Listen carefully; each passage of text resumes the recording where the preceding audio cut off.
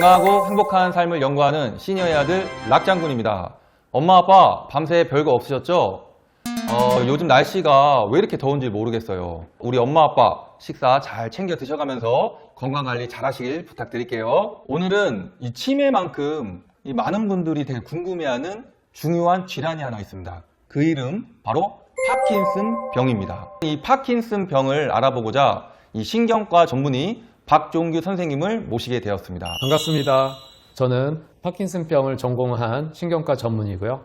현재 대한 파킨슨병 및 이상운동질환 학회 학술 간사로 활동하고 있는 박종규입니다. 다른 병하고는 좀 틀리게 이 파킨슨 병이라는 게 사실 좀 낯설어요. 우선 파킨슨병이 생소한 이유는 이 세상에 알려진 게 그렇게 길지 않습니다. 약 200년 전에 영국의 의사 제임스 파킨슨이 파킨슨 본인의 이름을 따서 세상에 알려졌기 때문에 200년의 짧은 역사를 갖고 있고요. 다만 이제 파킨슨병은 이미 치매 다음으로 가장 흔한 노인성 질환, 그래서 전 세계적으로 많은 환자분들이 겪고 있는 질환이고요. 인간이 수명이 늘어나면서 많이 드러난 병이기도 해요. 근데 이제 파킨슨을 전공하는 의사를 많이 만날 수 없는 이유는 우선은 전공하려면 많은 시간이 걸립니다. 일단은 의과대학을 졸업하고 신경과 전공의 시절을 다 보내고 나서 그 다음에 전공을 선택할 때 퇴행성 뇌질환, 그 중에서도 파킨슨병 분야를 전공을 해야 전문가라고 할 수가 있거든요. 그렇다 보니까 로컬뿐만 아니라 모든 대학병원이 파킨슨병 전문가를 가지고 있지는 않아요. 그래서 충남 지역에서는 제가 최초로 파킨슨 전문가로 오게 됐었고, 아직까지는 유일한 파킨슨 전문가로 활동을 하고 있습니다. 신경과 트레이닝을 4년을 하고 마치고서 추가로 선택을 해서 전공을 합니다.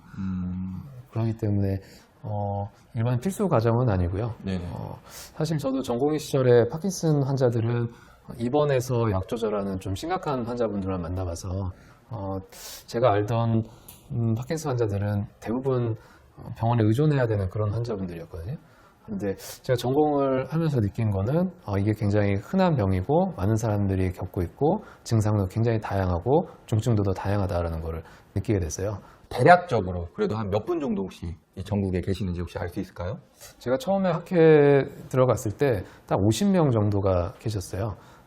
신경과에서도 파킨슨 전공한 분들은 학회에 다 모일 수 있을 정도로 적은 수였는데요. 현재는 200명 넘은 전문가들이 활동을 하고 있습니다. 다만 전공을 하신 분들 중에서도 지속적으로 하지 않는 경우가 많아요. 진료 자체 과정이 좀 복잡하고 좀 어려운 점도 많고 환자분들이 시간이 가면서 나빠졌을 때 대처하는 능력을 계속 키워가야 되는데 의사 스스로 계속 노력하지 않으면 이 질환을 다룰 수가 없거든요. 오늘 아주 상당히 귀한 선생님 모시고 왔습니다. 전국에 200명도 채 안 되는 파킨슨 전문의라고 하십니다. 그래서 오늘 특별히 제가 모신 만큼 우리 엄마 아빠들 집중해서 좋은 정보 많이 받아가시길 부탁드릴게요. 선생님, 이 파킨슨 병이란 도대체 어떤 병인 거죠? 네, 기본적으로 노화와 관련된 병인데요.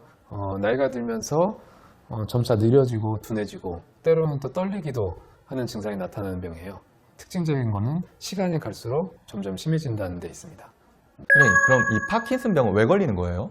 네, 우선 다양한 원인들이 있지만 결과적으로는 뇌에 있는 도파민을 만드는 세포가 힘을 잃어가거나 아니면 그 숫자가 줄어들면서 증상이 나타나요. 그래서 퇴행성 뇌질환이라고 얘기를 합니다. 혹시 이 도파민이 뭔지 다시 한번 좀 설명 좀 해주실 수 있을까요? 네, 도파민은 우리가 동작을 할 수 있게 도와주는 물질이에요. 우리가 생각하거나 아니면 뭔가를 하고 싶을 때 또는 움직일 때 뇌에서 도파민이 나와서 그거를 할 수 있게 도와주는 물질입니다. 다음으로 이 파킨슨 병에는 어떤 증상들이 있을까요? 흔히 느낄 수 있는 증상은 떨림이에요.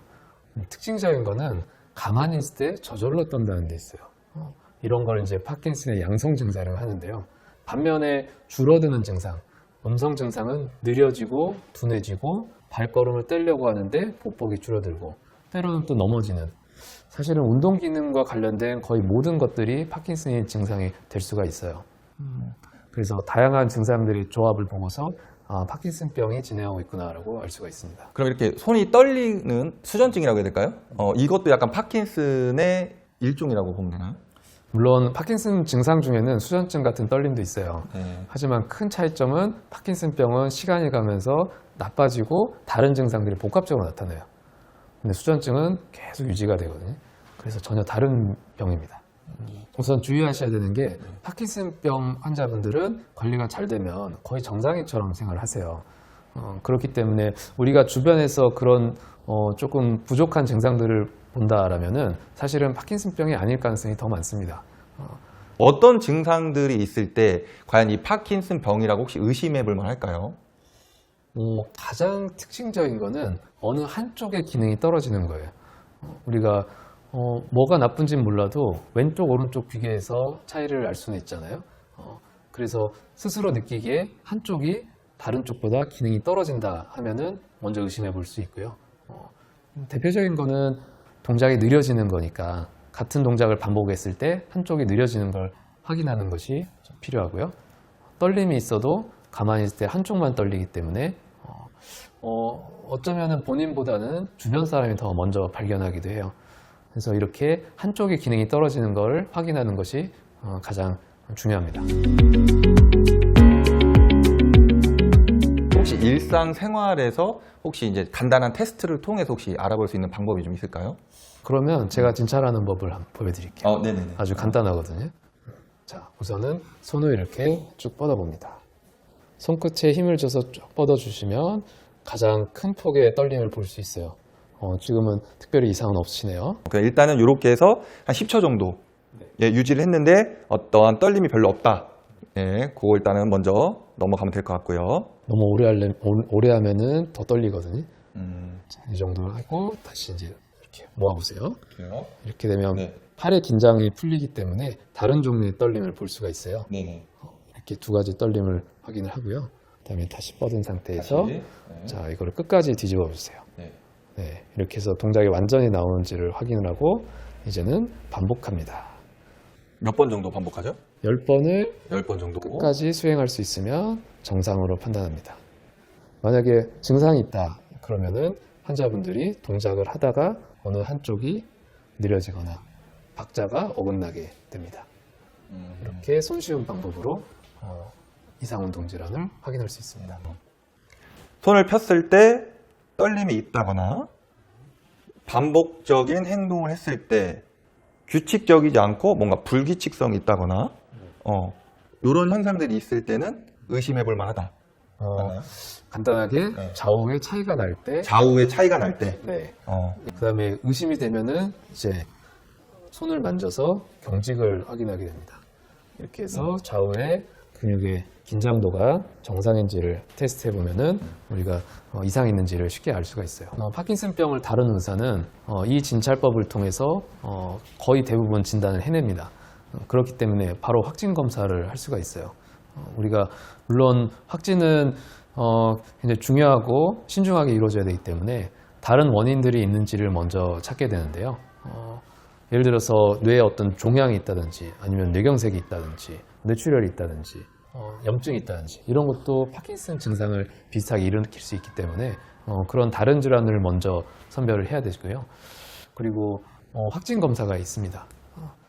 PET-CT라 그래서 도파민 세포의 정도를 직접 확인하는 검사 방법이 있기 때문에 단일 검사로는 가장 확실하게 파킨슨병을 진단할 수 있습니다.